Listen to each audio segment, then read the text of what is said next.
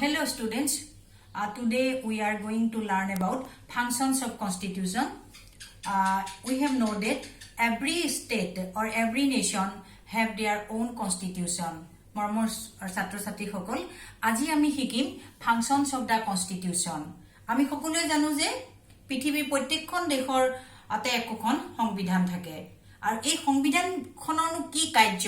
এই সংবিধানখনেনো কেনেকুৱা ধৰণৰ কাৰ্য কৰে এই সংবিধানখনৰ গুৰুত্ব কি এই বিষয়ে আজি আমি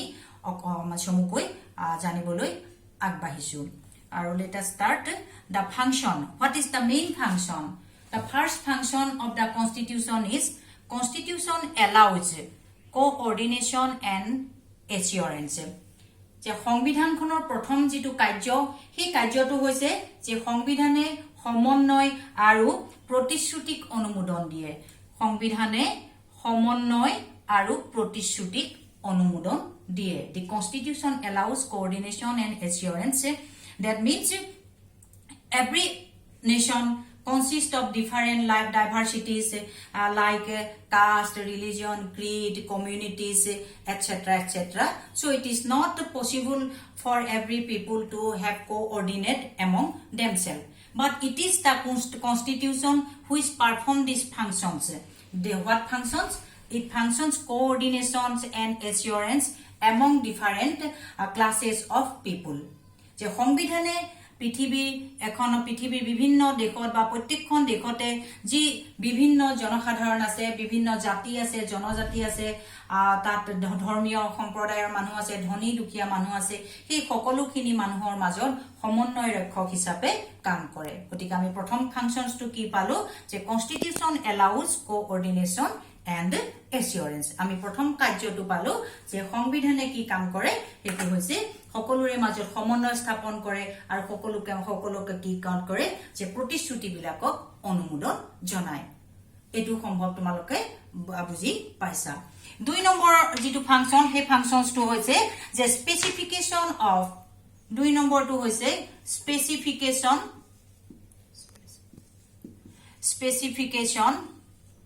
of decision making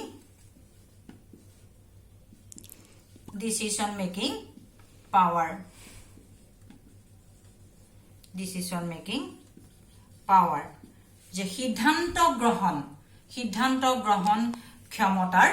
বিস্তৃত নিৰ্দেশনা থাকে The second functions of the constitution is specification of decision making power যে সংবিধানৰ দুই নম্বৰটো কি হৈছে যে প্ৰত্যেক ৰাষ্ট্ৰৰে বিভিন্ন কাৰ্য থাকে এই কাৰ্যসমূহ গ্ৰহণ বা কাৰ্যসমূহ কৰাৰ সময়ত সিদ্ধান্ত গ্ৰহণ কোনে কৰিব তাৰ বিস্তৃত নিৰ্দেশন ক'ত লিখা থাকে এই সংবিধানত লিখা থাকে যে বিভিন্ন বিভাগে কি কাম কৰিব বিভিন্ন অথৰিটিয়ে কি কাম কৰিব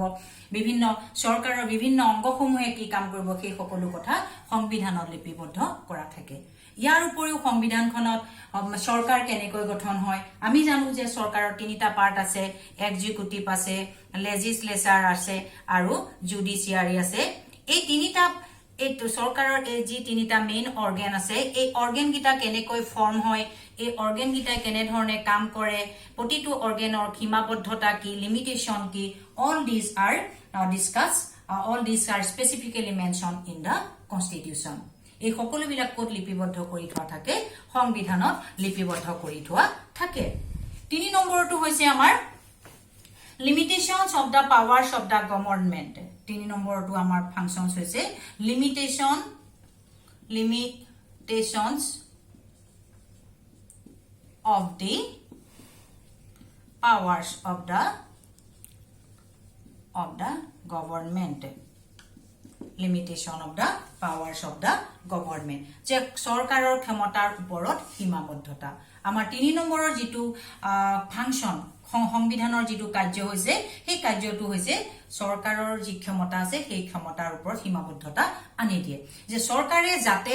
জনসাধাৰণ বা নাগৰিকৰ অধিকাৰসমূহৰ ওপৰত হস্তক্ষেপ কৰিব নোৱাৰে তাৰ বাবে কি কৰা হয় যে তাৰ বাবে সংবিধানে কি কৰি থাকে যে সৰকাৰৰ যি ক্ষমতা আছে সেই ক্ষমতাৰ ওপৰত লিমিটেশন আনি দিয়ে অৰ্থাৎ সংবিধানে জনসাধাৰণৰ যি অধিকাৰ সেই অধিকাৰসমূহৰ কিছু পৰিমাণে নহয় সম্পূৰ্ণভাৱে ৰক্ষণাবেক্ষণ দিয়ে তাৰ পিছত আমাৰ 4 নম্বৰৰ যেটো ফাংচন হেতু হৈছে যে aspiration and goal of a society 4 number হৈছে aspirations and goal of a society আমি জানো যে পৃথিৱীৰ প্ৰত্যেকখন দেশৰ সোসাইটিৰে কিছুমান কি থাকে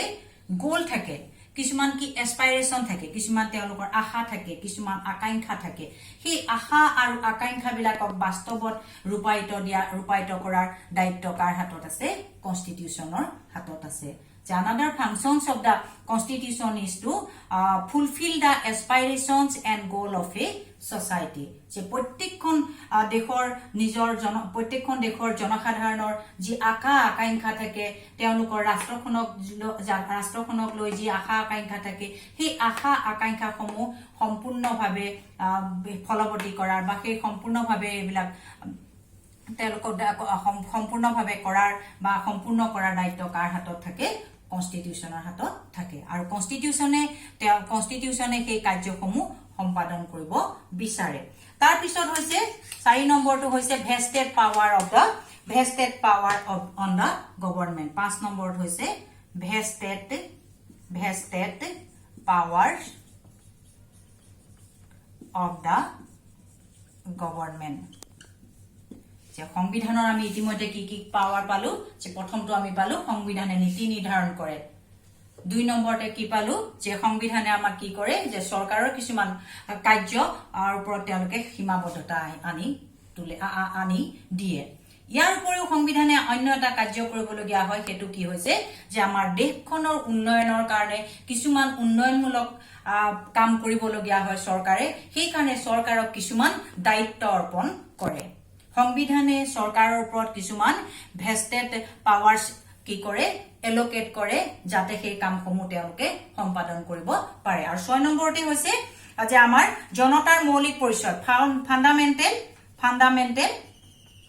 fundamental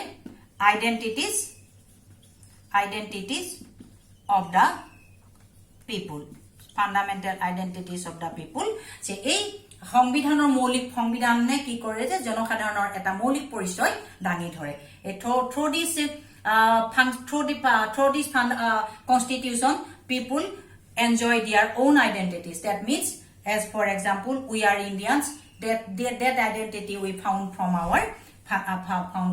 constitution students আজি সময়ৰ নাটনিৰ কাৰণে মই তোমালোকক ইমান সময়ে কলো তোমালোকক আমাৰ ভাৰ্চুৱেল ক্লাছত ইয়াতকৈ মই বেছি কবলৈ অকমান অসুবিধা হয় গতিকে বা ভিডিও আপলোড কৰাত অসুবিধা হয় গতিকে তোমালোকক মই ইমানখিনিকে কলো